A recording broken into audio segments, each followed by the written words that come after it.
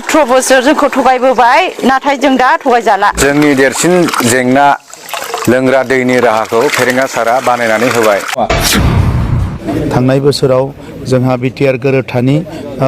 गोनां मोनसे दफा गहपुरसिम गामि सोनाय बियो एसे जाफुंबाय खुलुमबाय गिबि गिबियावनो आङो जोंनि बे कक्लाबारि सापागुरिनि इउनियन बडि आफादनि जानानै सारमोननिसिम गाहाम हामलायनायखौ जासिहरनाय थायो मानो होनना बुङोबा जोंहा दाख्लै 28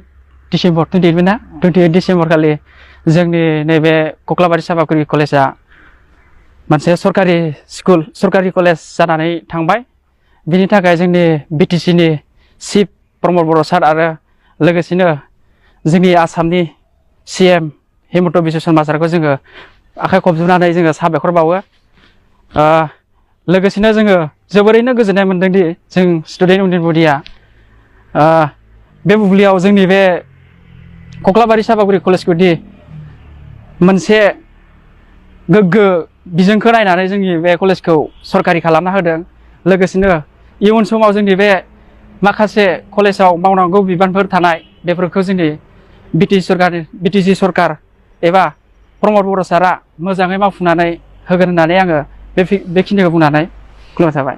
बोसोर 2024 मायथाइनि गाहाम हामलायनायखौ आङो साफ्रोमबो बर' फिसानिसिम आरो मुलुगनि गासैबो सुबुं माहारिनिसिम बावहरनाय जाबाय गोदान बोसोराव बयबो आलो गोजोनै संसार जानो हाथों बयनिबो गोसोनि साननायफ्रा जाफुंसारथों फरायसाफ्रानो जा एबा गुबुन गुबुन थाखोनि सुबुङानो जा गावबा गावनि जिउआव जि मावनो लादों बियो जाफुंसार महर मोनथों बेनि थाखाय आङो अबंलावरिनि खाथियाव आर'ज गाबदों थांनाय बोसोराव गोबां रोखोमनि मोजां खामानि BTR ओनसोलाव मावफुंनाय जादों दा बे खामानिफोरखौ मावफुंनायाव जायफोरा बिबान लाबाय बिथांमोननो आङो साबायखर बावदों आरो फैबाय थानाय समावबो बे ओनसोलनि समाज जौगानायनि थाखाय गोबां हाबा मावनांगौ दङ बिनि थाखाय अबंलावरिया जोंखौ अराय सम दैदेनलांगोन आं बिनि थाखाय अबंलावरिनि खाथियाव आर'ज गाबदों थांनाय बोसोराव जोंहा BTR गोरोबथानि गोनां मोनसे दफा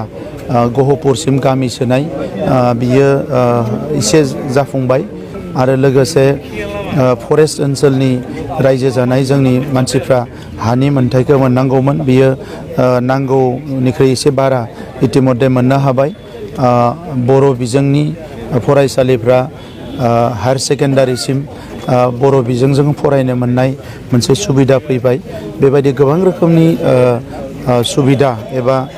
जाफुंसारनाया थांनाय बोसोराव जालांबाय फैनाय बोसोरावबो आरोबाव मोजां बेबायदिनो आरोबाव जाफुंसारगोन दुलाराय बर' फरायसा आफाद बर' थुनलाइ आफाद बर'नि माहारि आफादफ्रा हारिनि थाखाय गोबां सिरियासलि खामानि मावबाय थादों बिथांमोननि मावनायाबो जाफुंसार महर मोनथों लोगोसे बे गोदान बोसोराव आङो गुबुन राजखान्थि हान्जानि दैदेनगिरिफोर जेरै BJPनि प्रेसिडेन्ट भबेश कलिता बिथां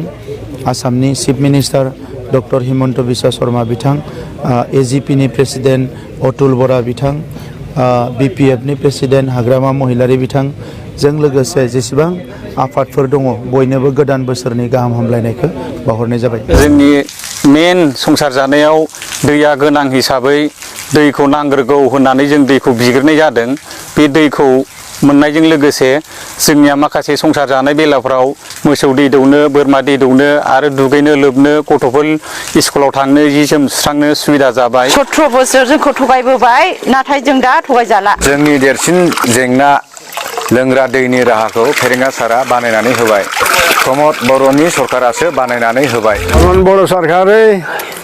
आमर खवा पानी व्यवस्था करदिছে रायजोनि जेंनाखौ सुस्रांनानै होग्रा सोरखारजों जों दं बेखायनो जों UPPL सरकारजों दं আমার UPPL সরকারে আমার সমাধান করে দিয়েছে আমার ভালো লাগিছে